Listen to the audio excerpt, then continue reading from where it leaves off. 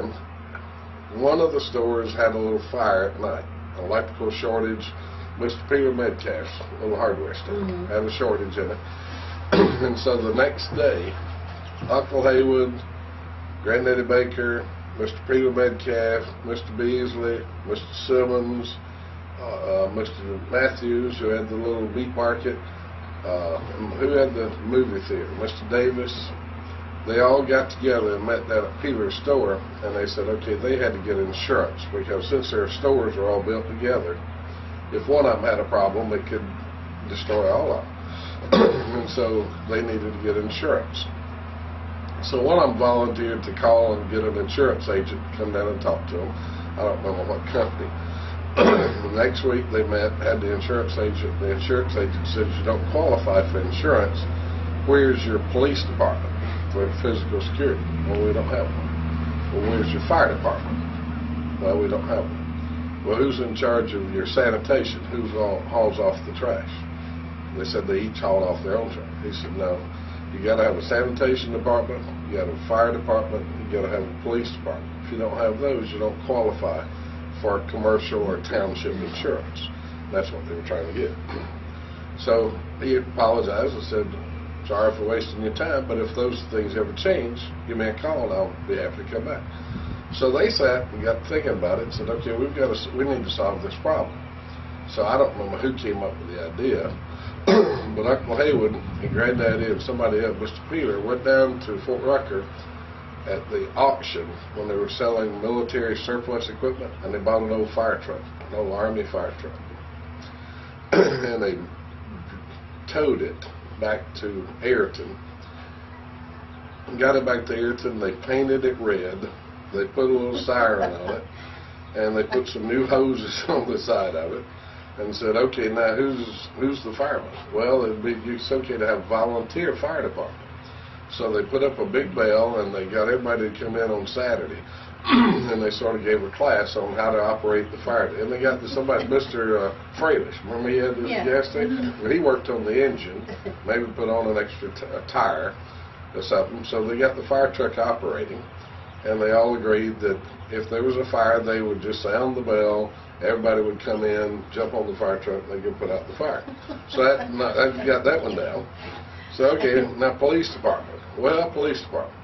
Police department, we don't have any money, but there's Fonzie Baker. Fonzie Baker was in the military police when he was in the Army years and years ago, but Fonzie is blind.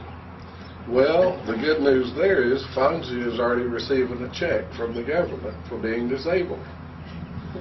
So they got together and decided to go talk to Fonzie, and went over to his house and said, Mr. Fonzie Baker, you are already receiving a check from the state and federal government for not having good vision. And he said, that's true. And he said, well, we need the service, your services, to help out with the community, and since you're the one that's already being paid by the state and by the government, we want you to help us out. We want you to volunteer to be the policeman for the town.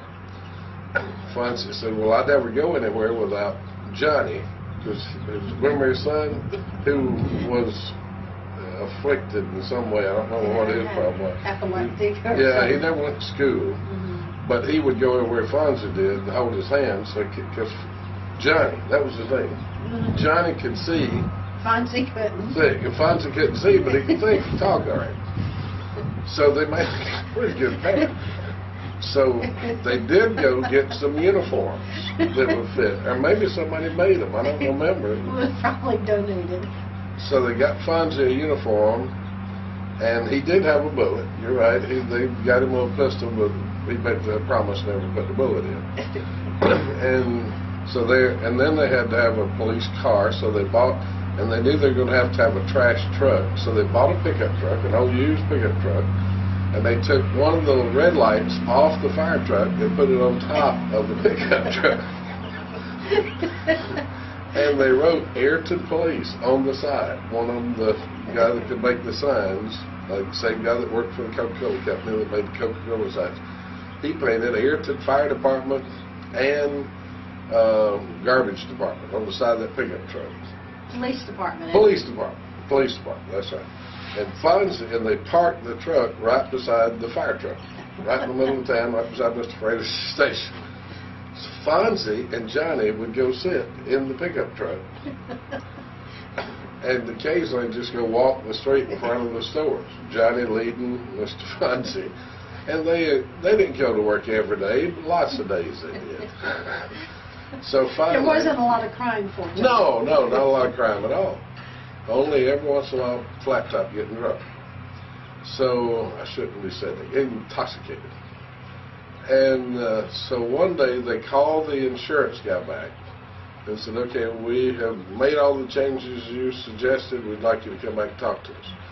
So he walked back down, or came back to town. They had their little meeting, and he said, okay, do you have a fire department now? They said, yes, we do.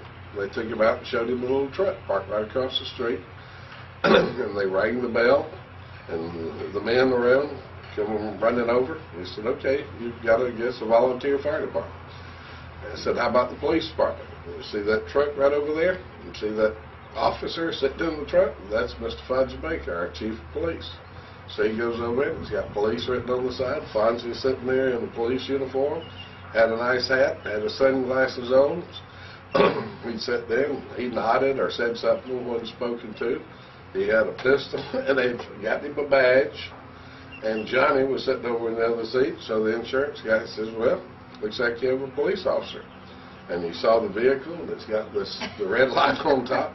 He said, well, how about your sanitation department? He said, well, that's it. Yep, that's it. See, it says police and sanitation. So, and they would use that truck. Now, somebody else would have to come drive it. But they would use that truck every Tuesday or Thursday, whatever day stores would close. Remember stores would close? Mm-hmm. I had forgotten about that. Yeah. One day a week, the stores would close. Mm-hmm. Whichever day stores didn't close, that was the day they had, it was Tuesday. That was the day they drive the pickup around and pick up everybody's garbage behind the stores. So that was how Ayrton moved into the 20th century. And it was that same committee that put up the traffic lights so they'd have a place to plug in the Christmas light. And you know, something that I thought about while you were talking about our fearless police officer is we never used to lock the doors. I don't think anybody had a key to the door because there was no need in locking front door, back door. The windows were always open during pretty weather. You never even thought about locking your car or being concerned about anything being stolen. You could leave your purse, if I had a purse back then, but you could leave it out and nobody would ever take it. There wasn't any crime really in that area. No. And no one ever lost the key. Remember, I mean, like, you ever heard a conversation about I can't find the key to the car or the key to the door? No. It's always in it. You never get out. Yeah. And there was no lock on our door. No. And in warm weather, the door was never closed. The screen door was closed. Yeah. That's true. And another fond memory is Granddaddy's Oyster Bar. Yes, down right beside the service station. Mm-hmm. Shucking them oysters. We'd get out of school during oyster season, and instead of having a moon pie and an RC, we'd go have half a dozen of oysters on the way home. Do you remember the way that the town